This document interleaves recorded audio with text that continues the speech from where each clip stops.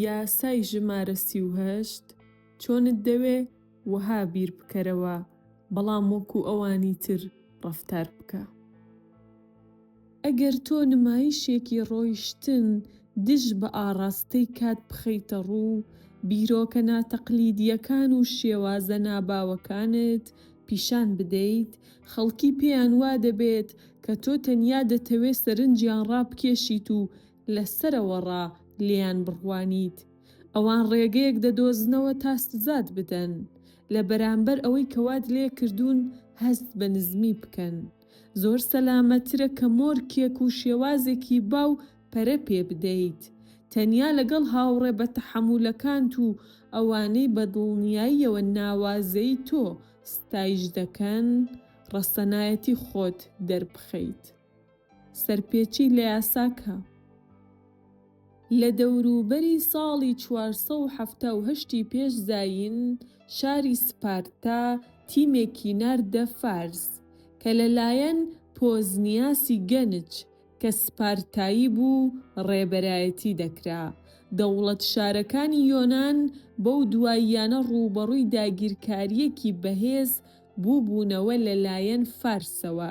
ئێستا پۆزانیاس شانبەشانی کەشتیەکانی هاوپەیمانان لە ئەسینە فەرمانیان پێبوو بۆ سزادانی داگیرکەران و بەدەستهێنانەوەی دورگەکان و شارۆچکەکانی کەنار کە فارسەکان داگیریان کردبوو.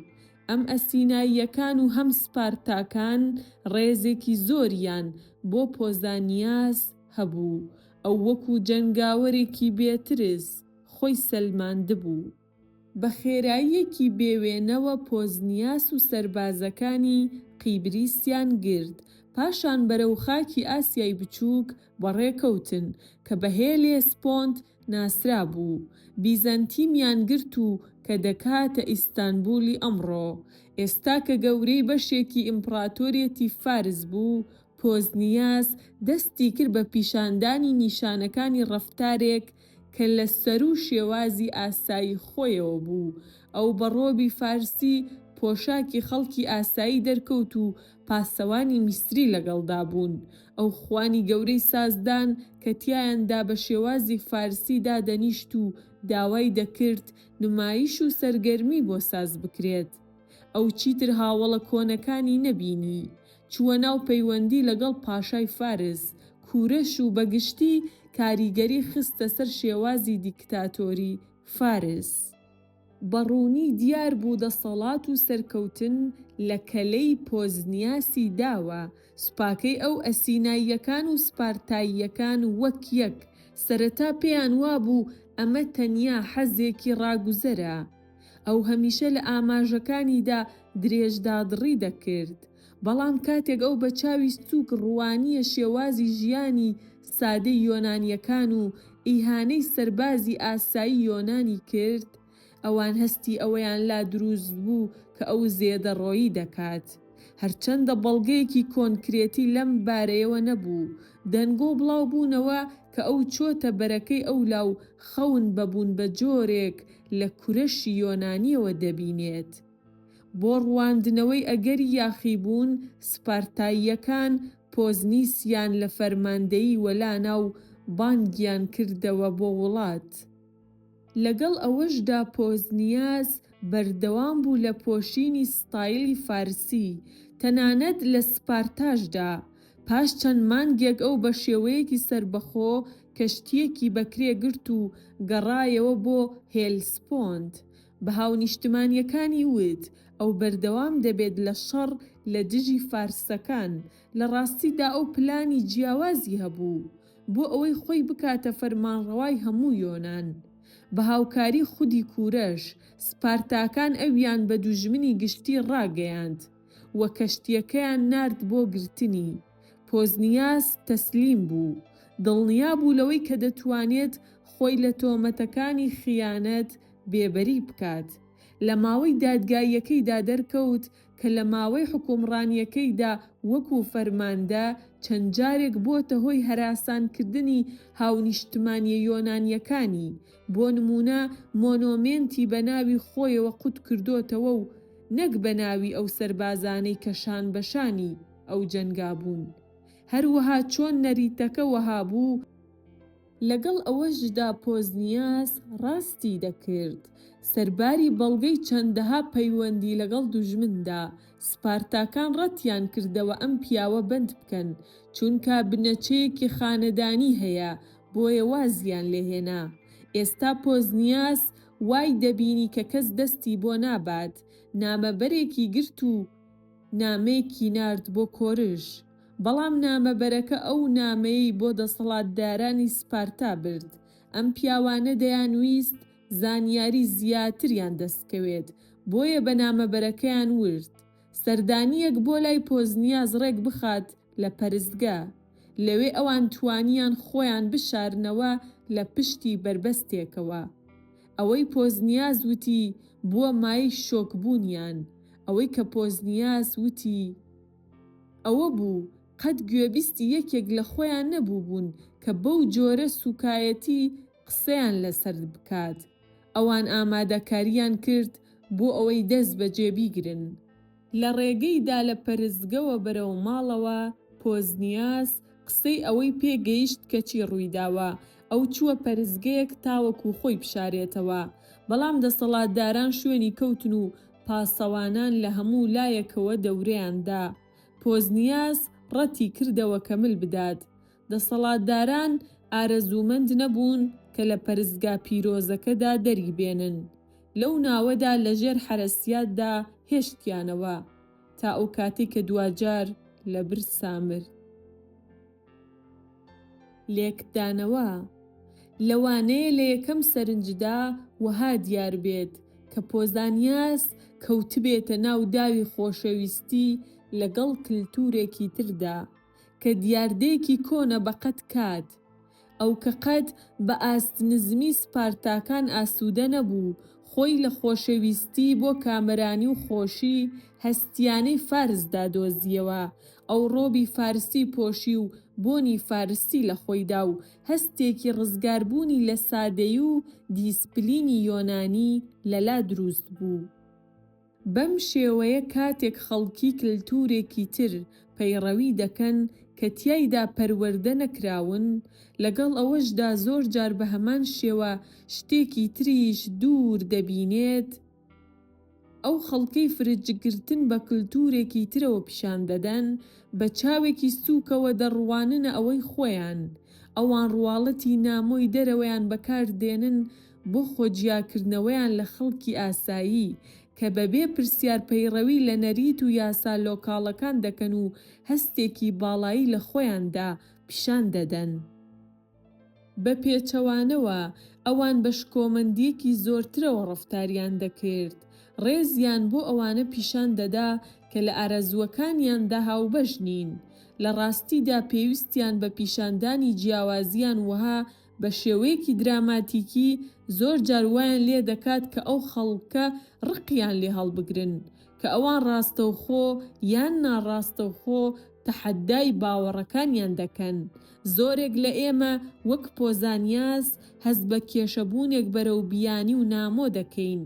پیشاندانی کەیفاتنت بە شێوازی بیرکردنەوە و ڕەفتاری نامۆ ئەنگێزەیەک دەردەخات پیشاندانی باڵاییت بەسەر هاوڵاتیاندا. پەیڕەویکردن لە یاساکە. لە ماوەی درەنگانی سەدەی 16دا پەرچەکردارێکی توندوتیژانە لە دژی ڕیفۆرمی پرۆتێستانتی لە ئیتالیا هەڵایستا. دژە ڕیفۆرم هەروەک ئەوە ناودێر دەکرا ڤێرژنێکی خۆی لە پشکنین دەگرتە خۆ بۆ ڕیشەکێشکردنی هەموو لادانەکان لە کەنیسەی کاسۆلیکی. لە نێو قوربانیەکاندا گالیلۆی زانا هەبوو، بەڵام بیرمەندێکی زۆر گرنگ کە تەنانەت بە ڕادەیەکی زۆرتر چەوسایەوە، ڕاهیبی دۆمۆنیکی فەیلسوف تۆماسۆ کامپانیلا بوو. کامپانیلا شوێن کەوتەی دۆکرینی مەتریالیستی فەیلسوفی ڕۆمانی ئەپیکوروس بوو، باوەڕی بە پەرجووکەکان یا بەهەشت و دۆزەخ نەبوو. ئەو نووسی بووی کەنیسە برەوی بەو جۆرە خورافیاتە داوە بۆ کۆنتڕۆڵکردنی خەڵکی ئاسایی لە ڕێگەی هێشتنەوەیان لە ترسدا. ئەو بیرۆکانە لە ئاتەیزم بێباوەڕگەڕایی نزیک بوون و کەمپانیلا بێباکانە دەری دەبڕین. لە 1593 دا لیژنەی پشکنین فڕێدایە ناو زیندان لە بەرامبەر گومڕایی و بێباوەڕی. 6 ساڵ دواتر وەکو شێوەیەکی ئازادکردنی ڕێژەیی ئەو خرایە پەرستگەیەکەوە لە ناپۆلی. لەو سەروەختەدا باشووری ئیتالیا لەلایەن ئیسپانیاوە کۆنتڕۆڵ کرا و کامپانیلا لە ناپۆلی بوو. بەشداری لە پلانێک کرد بۆ شەڕ لە دژی ئەم داگیرکەرانە و دەرپەڕاندنیان. هیوای ئەو بنیادنانی کۆمارێکی سربەخۆ بوو لەسەر بنەمای ئایدیاکانی خۆی لەمەڕ یوتۆپیا. سەرکردەکانی پشکنینی ئیتالیا بەکارکردن لەگەڵ هاوتا ئیسپانیەکانیان جارێکی تر خستیانەوە ناو زیندان. ئەم جارە ئەوان ئەشکەنجەیان دا بۆ ئەوەی سروشتی ڕاستەقینەی بێباوەڕیەکانی بزانن. لە ماوەی ئەو ساڵانەدا کامپانیلا شتێک لەبارەی دەسەڵاتەوە فێر بوو. بەڕووبەڕووبوونەوەی ئاسۆی لە سێدارەدان لە بەرامبەر بێباوەڕیدا ئەو ستراتیژەکەی گۆڕی.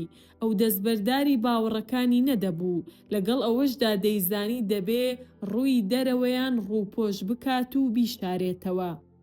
بۆ ڕزگارکردنی ژیانی کامپانیلا خۆی بەشێت لە قەڵەمدا. ئەو لێگەڕا تا پشکنەران وێنای ئەوە بکەن کە باوەڕەکانی لە نەساغی کۆنتڕۆڵ نەکراوی ئەقڵەوە سەرچاوە دەگرن. بۆ ماوەیەک ئەشکەنجە بەردەوام بوو بۆ زانینی ئەوەی ئاخۆ نەساغیەکەی ساختە نییە، بەڵام لە 1603 دا کەم کرایەوە بۆ ژیان لە زینداندا. یەکەمین 4 ساڵی بە شێوەیەکی زنجیرکراو بە دیوارەوە لە زیندانێکی ژێرزەمیندا بەسەر برد. سەرباری ئەو هەلومەرجە ئەو بەردەوام بوو لە نووسین، هەرچەندە چیتر ئەوەندە گەمژە نەبوو کە ئایدیاکانی بە شێوەیەکی ڕاستەوخۆ دەرببڕێت. بە ماوەیەکی کەم پاش بەدەستهێنانی ئازادی، کامپانیلا کتێبێکی بە ناوی ئاتەیزمی گیراو نووسی کە تیایدا هێرشی کردە سەر بیرمەندانی ئازاد، مەکیاڤیلیەکان و کالڤینیستەکان و لادەرەکانی دین. کتێبەکە لە شێوەی دیبەی دانووسرا کە تیایدا لادەرانی دینی باوەڕەکانیان دەردەبڕن و ڕووبەڕووی ئەرگومنێت بۆ باڵای کاسۆلیزم دەبنەوە. کامپانیلا بەڕوونی دیار بوو چاکسازی کردووە، کتێبەکە زۆر ڕوونی کردبووەوە. بەڵام وەها بوو ئایا ئەرگۆمێنتەکان لە زاری لادەرە دینیەکانەوە قەت وەها بەو تازەی و تامەزرۆییەوە دەرنەبڕدرابوو، بەهەوەها دەرخستنی ئەوەی کە لە لای خۆی دەری دەخات ئەگەرچی دەیڕووخاند. کامپانیلا لە ڕاستیدا ئەرگومێنتی لە دژی کاسۆلیزم بە سۆزێکی کاریگەرەوە خستە ڕوو. ئەو کاسۆلیکیانی کە کتێبەکەیان دەخوێندەوە بەلایەنەوە ئاڵۆز و سەرلێشێوێنەر بوو، بەڵام نەیان دەتوانی بانگەشەی ئەوە بکەن کە لادانی دینی تێدا بێت، یان ئەمەی کە دەبێت کامپانیلا بگەڕێنرێتەوە بۆ زیندان. لە بەرگریکردنەکەی لە کاسۆلیزم هەمان ئەو ئەرگۆمێنتانەی بەکارهێنا بوو کە ئەوان خۆیان بەکاریان هێنا بوو. لەگەڵ ئەوەشدا لە ساڵانی دواتردا ئاتەیزمی گیراو بووە ئینجیلی ئاتەیستەکان، مەکیاڤیلیەکان و ئازادی خوازەکان کە ئەو ئەرگۆمێنتانەیان بەکارهێنا کە کامپانیلا خست بوویە زاریەوە بۆ بەرگریکردن لە ئایدیا مەترسیدارەکانیان. بە لێکدانی نمایشێکی ڕواڵەتیانەی خۆگونجاندن لەگەڵ گوزارشتێکی باوەڕە ڕاستەقینەکانی بە شێوازێک کە هاوسۆزەکانی لی تێدەگەیشتن، کامپانیلا پیشانیدا کەوانەکەی فێر بووە. لێکدانەوە لە ڕووی چەوساندنەوەیەکی کاریگەردا کامپانیلا 3 هەنگاوی استراتیژی ئامادە کرد کە ژیانی ڕزگار کرد. لە زیندان ڕزگاری کرد و ڕێگەی بۆ خۆش کرد تا بەردەوام بێت لە دەربڕینی بیرروڕاکانی. یەکەمین خۆی وەکو شێد نواند، هاوتای سەدەکانی ناوەڕاست بۆ دەستبەرداربوونی لە بەرپرسیارەتی کردارەکانی کەسێک، وەک لۆمەکردنی باوانی کەسێک لەمڕۆدا. پاشان کتێبێکی نووسی کە دەقاودەق پێچەوانەی باوەڕەکانی خۆی بوو. لە کۆتاییدا ئەو ئایدیاکانی ڕووپۆش کرد لە کاتێکدا لە هەمان کاتدا برەوی پێدەدان. ئەمە فێڵێکی کۆنە بەڵام بەهێزە. تۆ وا دەری دەخەیت کە ناکۆکیت لەگەڵ ئایدیا مەترسیدارەکاندا، بەڵام لە ماوەی ناکۆکیتدا ئەو ئایدیانە دەردەبڕیت و بەرجەستەی دەکەیت. وا دیار دەبێت کە تۆ لەگەڵ ئەرتەدۆکسی باودا هاوڕایت، بەڵام ئەوانەی کە دەزانن تێدەگەن کە ناکۆک هاتنەوەیەک لە ئارادایە، تۆ پارێزراو دەبیت. شتێکی حتمیە لە کۆمەڵگەدا هەندێ بەها و نەریتی دیاریکراو لەگەڵ ئەنگێزە ڕەسەنەکانیان لەدەست دەدەن و دەبنە سەرکوتگەر. هەمیشەش ئەو کەسانە دەبن کە لە سەرکوتگەریەکی وەها یاخی دەبن. ئەو ئایدیانن دەبێت کە زۆر پێش سەردەمی خۆیانەوەن، لەگەڵ ئەوەشدا وەکو کامپانیلا ناچار بوو درکی پێ بکات. پیشاندانی ئایدیا مەترسیدارەکانت کەڵکی نییە، ئەگەر تەنیا ئەشکەنجە و ئازارت بۆ دەستەبەر بکەن. شەهادەت خزمەت بە هیچ ئامانجێک ناکات. باشترە لە جیهانێکی سەرکوتگەردا بژیت، تەنیا تیایدا گەشە بکەیت، لە هەمان کاتدا ڕێگەیەک بدۆزیتەوە بۆ دەربڕینی ئایدیاکانت بە شێوەیەکی شاراوە بۆ ئەو کەسانەی کە لێت تێدەگەن. بۆ ماوەیەکی درێژ من ئەو شتانم دەرنەبڕیوە کە باوەڕم پێی بوون، نەقەتیش باوەڕم بەو شتە هەیە کە دەیڵێم، و ئەگەر لە ڕاستیدا هەندێ جار قسەی ڕاستی دەڵێم، لە نێو چەندەها درۆدا دەیشارمەوە بە شێوەیە کە بێزانینی قورسە. نیکۆلۆ ماکیاڤیلی. کلیلی دەسەڵات. ئێمە هەموومان درۆ دەکەین و هەستی ڕاستەقینەمان دەشارینەوە، چونکە دەربڕینی تەواو ئازاد مەحاڵێکی کۆمەڵایەتیە. لە تەمەنێکی زۆرەوە ئێمە فێر دەبین بیرکردنەوەکەمان بشارینەوە و بە وریاییەوە ئەو قسانە بکەین کە لەوانەیە ببێتە هۆی بریندارکردنی ئەوان. بۆ زۆرێک لە ئێمە ئەمە شتێکی سروشتیە، بیرۆکە و بەها هەن کە زۆربەی خەڵکی قبوڵی دەکەن و مشتومڕکردن لەسەری بێکەڵکە. ئێمە باوەڕ بەو شتە دێنین کە دەمانەوێت، بەڵام لە دەرەوەڕا دەمامک دەپۆشین. لەگەڵ ئەوەشدا خەڵک هەن ئەم کۆت و بەندانە وەک پێشێلکردنی تەحمل نەکراوی ئازادیەکەیان دەبینن و پێویستیان بە سەلماندنی باڵایی بەهاکان و باوەڕەکانیان هەیە. لە کۆتاییشدا باوەڕەکانیان تەنیا خەڵکێکی کەم قەناعەت پێدێنێت و خەڵکێکی زۆر بریندار دەکات. هۆکاری ئەمەی ئەرگۆمێنتەکان کردارینین ئەوەیە کە زۆربەی خەڵکی ئایدیا و بەهاکانیان بەبێ بیرکردنەوە هەڵگرتووە. ناوەڕۆکێکی هەستیانەی بەهێز لە باوەڕەکانیاندا هەیە. ئەوان بەڕاستی نایانەوێت دەستکاری خوو بیرکردنەوەیان بکەن و کاتێک تۆ تەحەدایان دەکەیت، جا ڕاستەوخۆ بێت یا لە ڕێگەی ئەرگۆمێنتەکانتەوە بێت، یا ناڕاستەوخۆ بێت یا لە ڕێگەی ڕەفتارتەوە، هەردوو ژمنایەتیە. خەڵکی ژیر و زیرەک لە زووەوە دەزانن کە ئەوان دەتوانن ڕەفتاری تەقلیدی پیشان بدەن و ئایدیا تەقلیدیەکان بەبێ ئەوەی پێویست بکات باوەڕیان پێبێنن دەری ببڕن. ئەو دەسەڵاتەی ئەم خەڵکە لەم تێکەڵکردنە بەدەستی دێنن ئەوەیە کە دەتوانن دەست بە بیرروڕاکانیانەوە بگرن کە هەیەنە و بەرامبەر ئەو کەسانی کە خۆیان دەیانەوێ دەری ببڕن بەبێ ئەوەی ڕووبەڕووی گۆشەگیری و دەربەدەربوون ببنەوە. هەرکە خۆیان لە پێگەیەکی دەسەڵاتدا جێگیر کرد، دەتوانن هەوڵ بدەن قەناعەت بە بازنێکی فراوانتری ڕاستی ئایدیاکانیان بهێنن.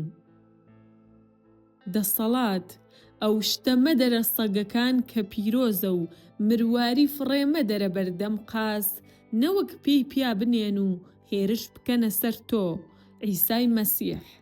وێنە مەڕی ڕەش. مێگەل مەڕی ڕەش دەردەکات چونکە دڵنیا نییە ئاخۆ سەر بەوانەیان نا.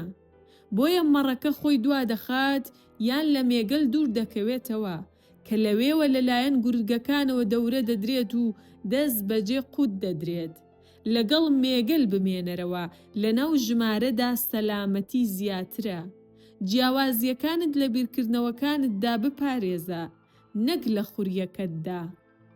پێچەوانەبوونەوە ئەو تاکە کاتەی تیایدا دەربکەویت، ئەو کاتەیە کە تۆ هەنووکە پێگەیەکی لەقنەبووی دەسەڵاتت بەدەستێناوە و دەتوانیت جیاوازیەکانت لەوانی تر وەکو نیشانەیەکی دوورایی نێوانتان پیشان بدەیت، وەکو سەرۆکی ئەمریکا لیندۆن جۆنسن هەندێجار کۆبوونەوەی ئەنجام دەدا لە کاتێکدا کە ئەو لەسەر تەوالێت دانیشت بوو. لەبەر ئەوەی کە بانگەژەی ئیمتیازێکی وەهای نەدەکرد، جۆنسن پیشانی خەڵکی دەدا کە پێویست ناکات ئەو چاودێری پرۆتۆکۆڵەکان و ڕێکوپێکی ئەوانی تر بکات. ئیمپراتۆریەتی ڕۆمانی کالیگولا هەمان یاری کرد. ئەو جلی ماڵەوەی ژنان یان ڕۆبی حەمامی لەبەر دەکرد، پێشوازی لە میوانە گرنگەکان دەکرد. ئەو شوێنەیش ڕۆیشت کە ئەسپەکەی بە کونسوڵ هەڵبژێرێت. بەڵام ئەمە پرچەکرداری هەبوو، چونکە خەڵکی ڕقیان لە کالیگولا بوو و دوجار ئاماژەکانی بوونە هۆی سەرگونبوونی. ڕاستیەکە ئەوەیە کە تەنانەت ئەوانش کە دەگەنە ترۆپکی دەسەڵات حاڵیان باشتر دەبێت کە لە مرۆکی گشتی لا نەدەن، چونکە لە ساتێک لە ساتەکاندا پێویستیان بە پشتگیری گشتی دەبێت.